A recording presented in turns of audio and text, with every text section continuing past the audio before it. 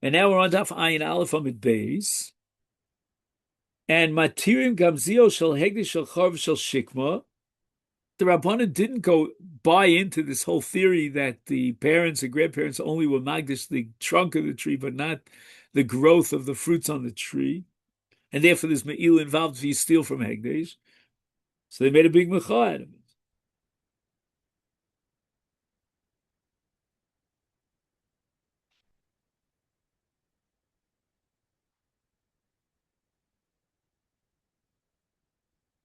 Ports and Protzbegagos, Sehem. They were very nervous, the Chacham, about the Aniyim coming in on Shabbos and Yontiv and taking these fruits that fell from the tree. They might go up and climb up and take it and harvest it and be Malach Dorais.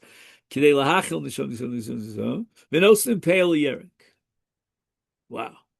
We really have 7 over here, not 6. But anyway, Nosim Pale Yerek. Now, Peah only applies to the 5 species of grains. It doesn't apply to vegetables. So what's the big deal? The Anshe Yericho were very magnanimous, and they wanted to give even their vegetables as peah to the anim. So what's the big macha? Michu biyadam. Why? Because peah is potem in a maser, and once you say it's peah, then the anim take it and they're not mafresh maser. But really, it's tevel doraisa of because there's no peah on vegetables. In any event, what do we get from this brisa? We see from this brisa that when the people of Jericho went ahead and they cut down their grains before the harvest of the Omer, it was against the will of the Chachamim. Okay, fine, the Chacham did make a big mecha about it, but still it was against the will of the Chachamim. Now, our Mishnah says, right, let's go back to the Mishnah for a split second, and it says, Kiratzon Chacham, correct? Let's see it. Yeah. So now the Gemara says the following. Wait a minute. You think you can ask a kash from the Brisa. The Brisa inherently, internally, contradicts itself. Why? Because Shisha, we count up 3 and 3 is 6. That's not true. Shiva Hava, there really are 7.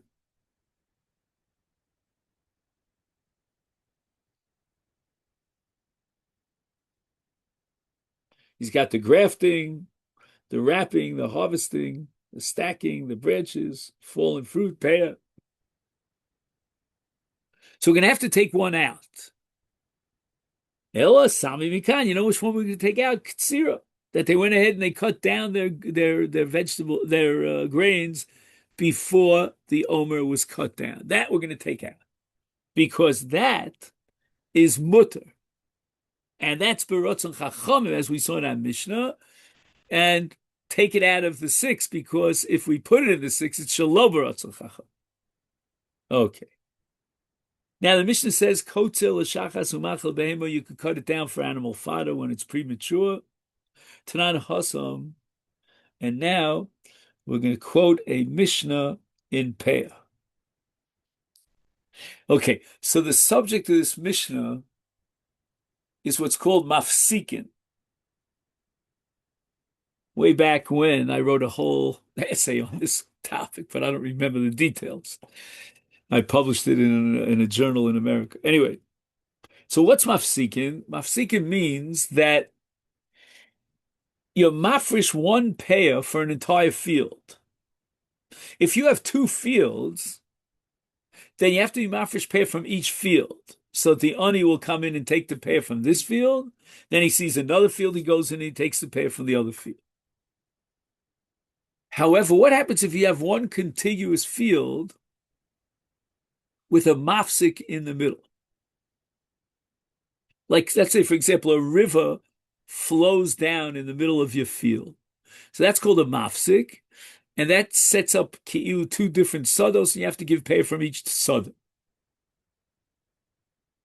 So we have a list here in the Mishnah in the second parak of Peah of the mafsik, and there's nachal, which, as we said before, is some sort of river, or at least certain times of the year, there's a ravine, and shlulis, which is rainwater that collected. Derech hayochid, you know, you create a little bit of a road, so to speak, a private road, or derech rabim, public road.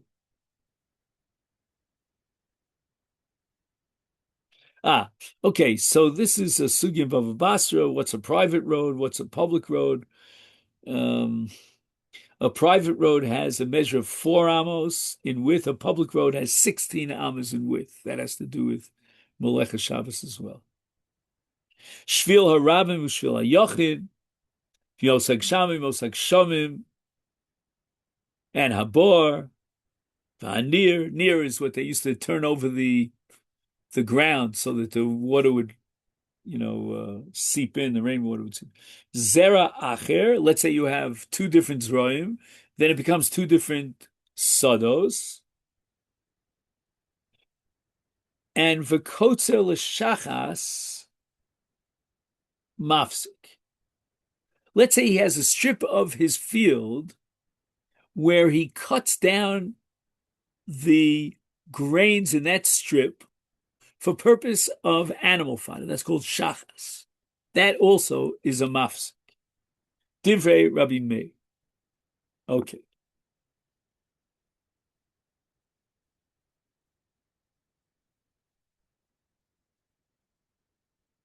Now, some of these mafsikim are natural, others are man-made. It's like, for example, when you talk about roads, private roads, public roads, or you talk about cutting down shachas, those are human activities, human products.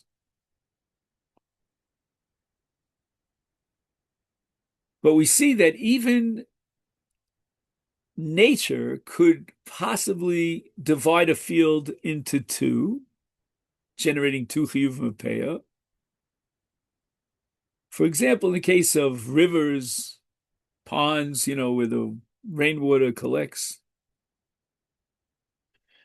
we're going to soon see that even creatures like ants and other kinds of creeping creatures, they could also sometimes eat up what they want to eat up from the grains and create a kind of a road that splits the field into two. Not only that, it could be that even wind could separate down the middle and create a kind of a road. In any event, everything that we saw now, up until this point, before we get to the Bar Plukta, the Chachamim, is Rabbi Meir. And Rabbi Meir holds that when you cut down for shachas, for the purpose of animal fighter, is not a ktsira. It doesn't qualify as a ktsira. Again, we're talking about a chal shem ktsira, a halachic category of ktsira. Because ktsira itself doesn't separate a field into two smaller fields. But that which is not ktsira and doesn't qualify as ktsira, that separates the two parts of the field. That's the principle that we have to operate with. And Rabbi Meir says that if you cut it down for animal fodder, that's not considered a ktsira. And if it's not a ktsira, it doesn't separate and split the field into two. Chachamim omrim, ein mafsik ela imkein charash. It's not enough that you harvest the shachas. You have to go one step further, and you have to plow the ground where you reaped, where you harvested. So you harvest it, and then you plow it. The plowing is going to be the clincher. That's going to be the mafsik. So we have a machlokus now between Rabbi Meir and the Chachamim regarding the case of shachas. Kotzel l'shachas. According to Rabbi Meir, the ktsira of shachas in and of itself creates a mafsik, whereas according to Chachamim, no, you need ktsira plus disha, plus threshing it.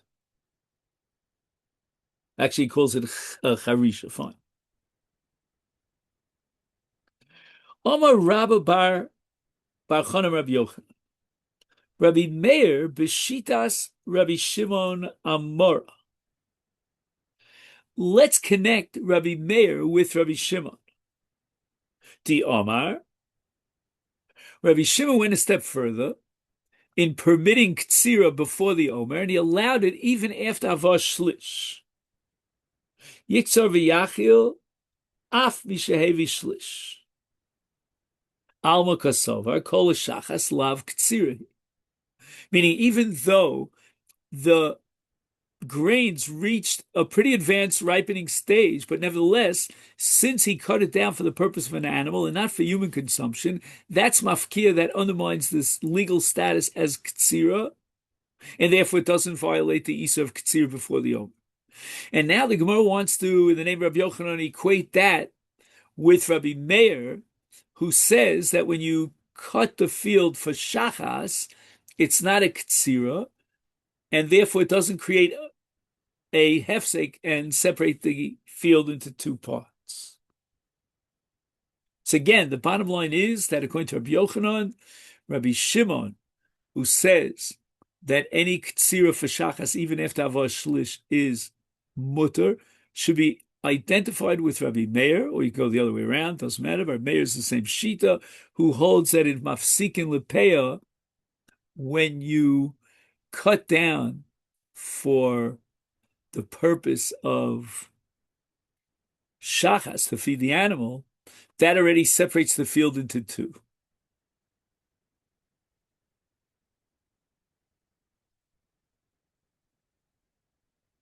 Because it's not a ktsira. That what you do in your field as a ktsira, that doesn't separate. That's what fields are for. They grow and then you reap and then you harvest. But if you do something that's not considered a harvest, it's like a foreign element that separates the field into two. And now we have Rabbah. In my Gemara it says Rava, but I believe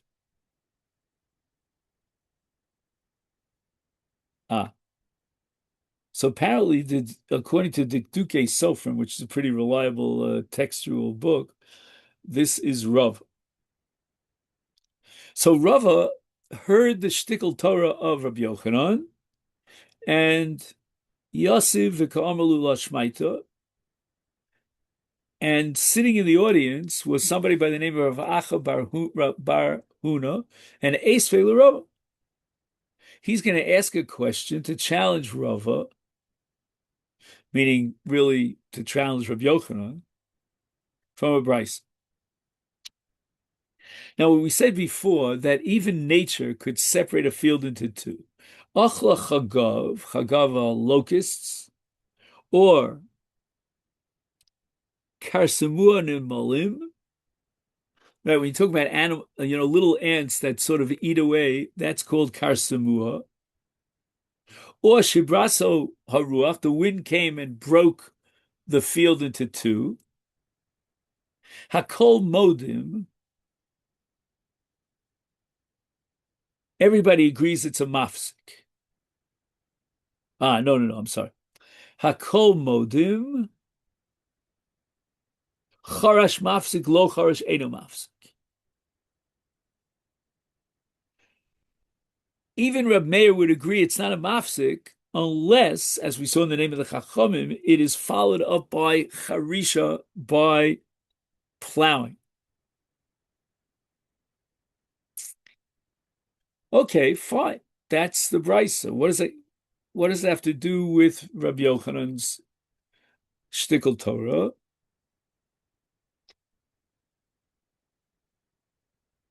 So now we have Rav Acha bar Huna quoting this brayso to object to Rabbi Yochanan.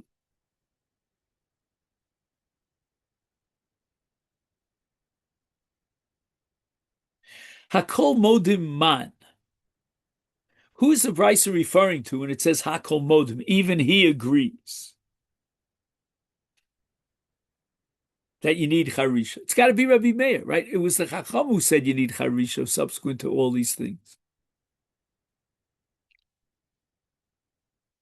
So now, I amrit bishlema masnisin bishalo hevia shlish.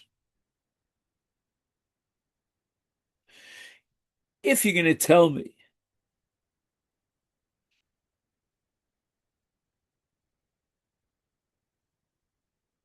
that the Mishnah of Peah,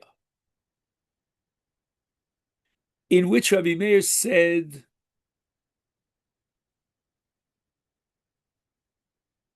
that there's a mafsik of ktsira l'shachas, because ktsira l'shachas does not constitute a ktsira, therefore it doesn't separate, and therefore it separates the field into two. He must be talking about a ktsira l'shachas before it came to shlish against Rabbi Shimon. And then I could reconcile it with the Brisa. When the Brisa says the charash in lo charash lo, b'shehevi shlish, which means that what were they called? The locusts and the ants were eating up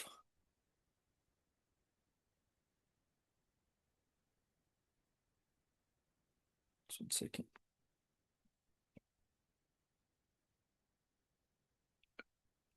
After it reached shlish.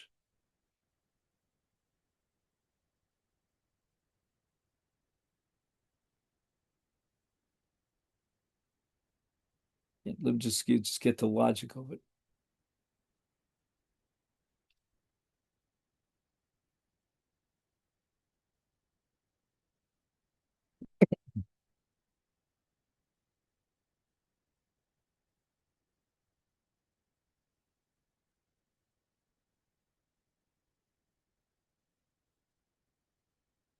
It didn't reach shlish.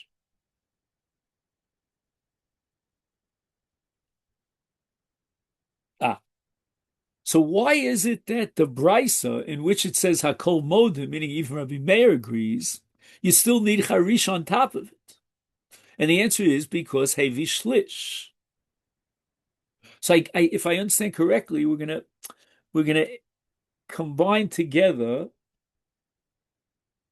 three variables. Number one, the development of the grains, and that's called Havash Shlish.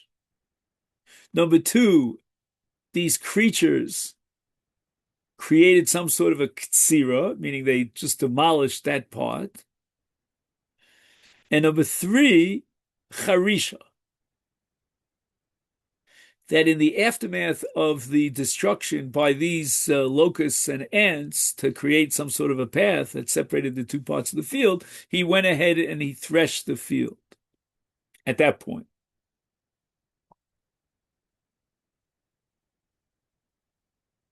So now, since it reached shlish, therefore it's no longer what we call kotzel shachas, and Reb Meir's halach of mafsik would not apply because it's already after Havash Shlish, and now you need charisha. And this says Rami Bar, what's his name? Rav Acha Bar Rav Huna. That is the proper way of reconciling it, but it's all based on the assumption that Reb Meir is against Reb Shimon, because Reb Shimon says even after Havash Shlish, that itself is ktsira. I'm sorry, that itself is not ktsira because it was done for the sake of shachas, and therefore it's mutter before the omer was cut down. And now we're saying no. Rabbi Meir disagrees. He holds that it's not enough to say he cut it down for the animals. It's got to be before Havash Shlish. And then it's not a Ketzira, and that's why it's a Mafsik, because it's not Ketzira. Because before Avash Shlish. After Avash Shlish, it would be Ketzira. It's just that if you add a Charish on top of it, and the fact that it was created by these creatures, then it becomes a Mafsik.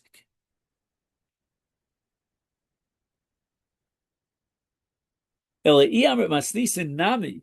If Rabbi Meir was saying that there's such a thing as a mafsik, which means that it's not a ktsira, legally it's not a ktsira, even though it reached shlish, because he did it for the sake of the animals, which would be Rabbi Shimon, is hashta. Now I have a kal v'chomer.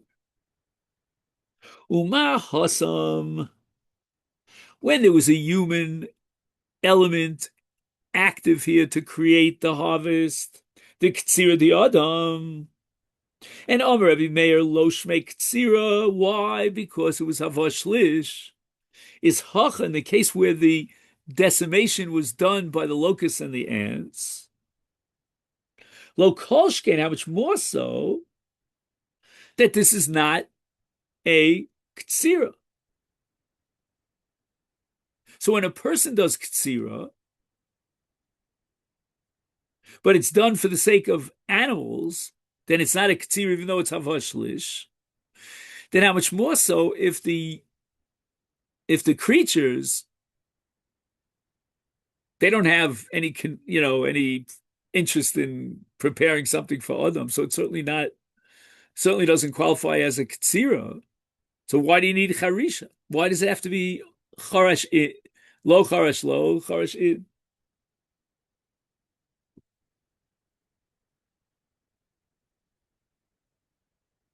So at this point, just to make a sikum beinayim, we have rejected Rabbi Yochanan, and we're assuming that Rabbi Meir, when he says that it's a mafsik because he cut it down for shachas, he was talking about lo hevia shlish. El Rabbi Meir b'shitas Rabbi Yehuda Amar di Omar Emosai b'zman shehischil ad shlo hevi shlish. Now we're linking up Rabbi Meir with Rabbi Yehuda. So Rabbi Meir in Peah is like Rabbi Yehuda in Omer. And just like Rabbi Yehuda says in the Omer that we're only going to allow you to cut down in those cases where it's not roy, it's not usually designated for the Omer. We allow you to cut it down and harvest it. That's only before it reaches shlish. Again, there's another halacha here which has to be studied, but Rabbi Yehuda holds if you started already when it was before shlish, then you could continue even after each shlish. So now we can combine or link Rabbi Meir with Rabbi Yehuda and say that Rabbi Meir also agrees to Rabbi Yehuda that the reason why this is not a ktsira that would be prohibited before the Omer is for the same reason that it's not a ktsira as far as setting up a mafsik. It's not a ktsira and it sets up a mafsik because it was before havash lish. And now the Gemara wants to break up this interdependence of Rabbi Yehuda and Rabbi Meir. Eimer de Shamet le Rabbi Yehuda. Where do we find that Rabbi Yehuda holds that if it was reaped before it reaches shlish, then it's mutter, it's not a violation of Ketzira for the Omer, that's libehema. That's because he harvested it for the sake of behema. La Adam mishamet le.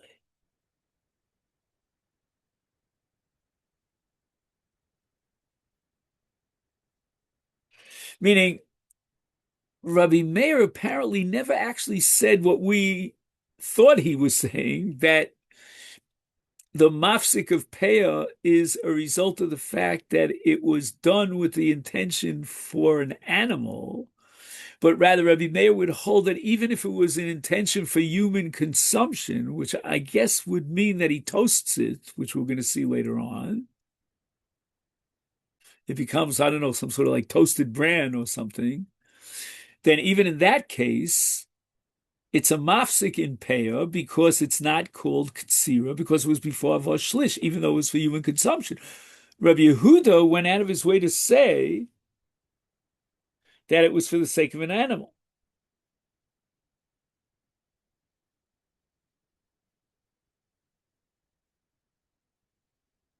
me just see. Okay, I don't have that right now at my fingertips, but we have just 2 minutes left, so let's just see them. So again, if a person cuts down, let's focus on Rav Yehuda. If a person reaps the crops for the sake of a human being, then under no circumstance would Rabbi Yehuda say it's allowed before the Omer. I don't even care if he's cutting it down before shlish, for like we said before, for toasted bran. Rabbi Meir, on the other hand, says that even in the case of grain that was harvested for the sake of a person, if it was before shlish, then it's a mafsik and it doesn't qualify as ktsir, and therefore we would allow it before the Omer. So we cannot identify Rabbi Meir with Rabbi Yehuda. Now, how do you know that Rabbi Yehuda would make this fundamental distinction between whether he was reaping for the sake of human consumption or for the sake of animal consumption? Because if you can argue that Rabbi Yehuda would go as far as saying that even if he reaped it for the sake of human consumption, since it was before shlish, it doesn't qualify as ktsira, and if it would be mutter, havi lo plus a tanoi, there would be three different opinions. And we only know of two different opinions. He points out the three different opinions. The first would be the Tanakama, who states explicitly that you're allowed to harvest the grain to feed an animal. The second would be the view of Rabbi Yehuda, who holds that if he cuts it down to feed an animal before it reaches shlish,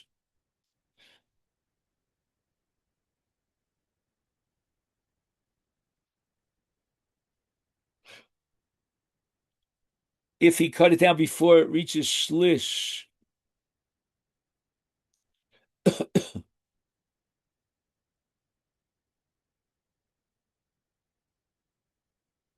and the third view is that of Rabbi Shimon.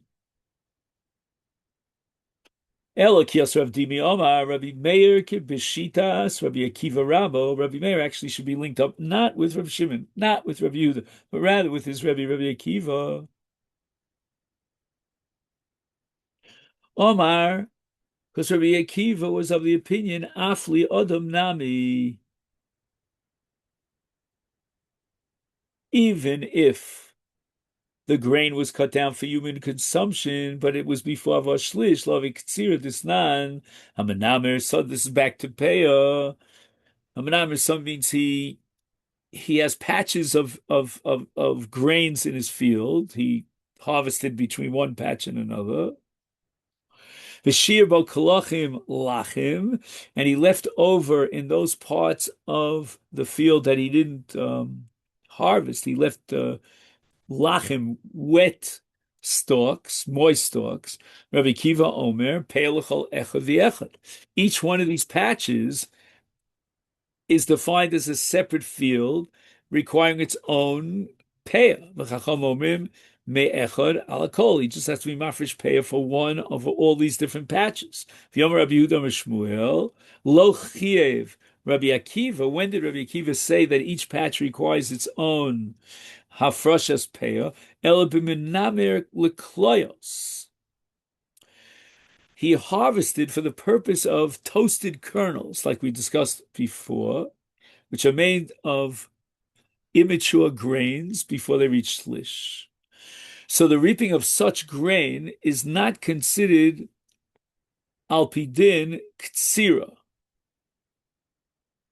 And therefore, those areas between one patch that he didn't harvest and the other patch that he didn't harvest, those that he did harvest, are not considered ktsira, and anything that's not ktsira, as we said, divides up the field. And why is it not ktsira b'menameli otza? Because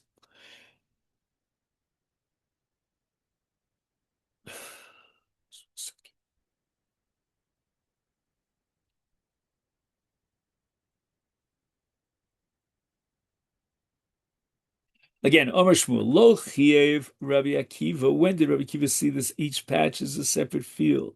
And there's a mafsik that's b'menar lekloyos, because he did a real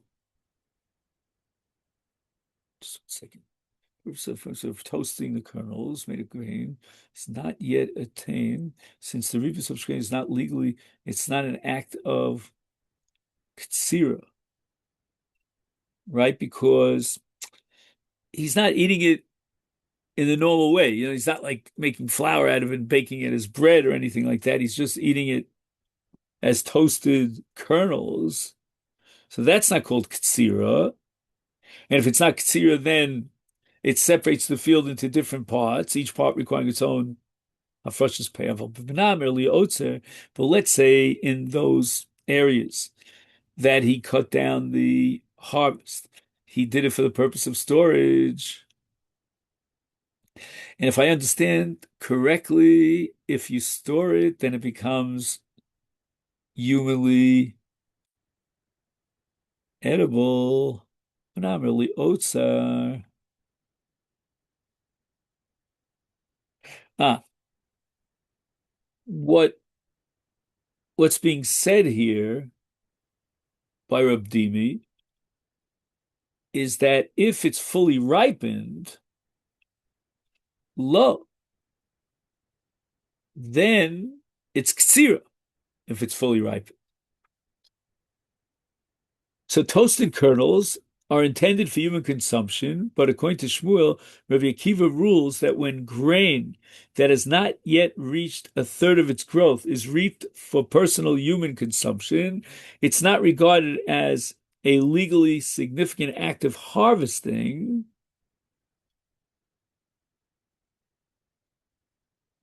because it's less than a shlish.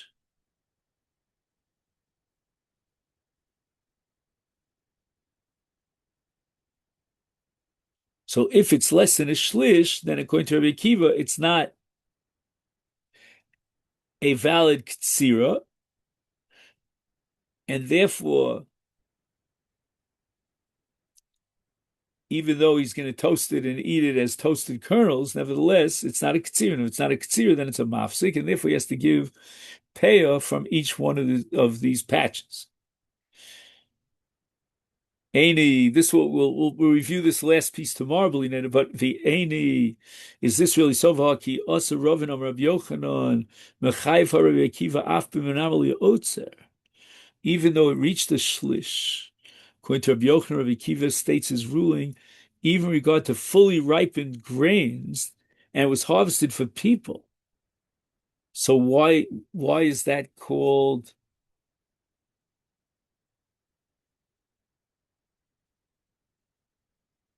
So why is that patches? It's a valid ktsira. So why is it? Once the grain has attained a third of its growth, its reaping is legally recognized an act of harvesting.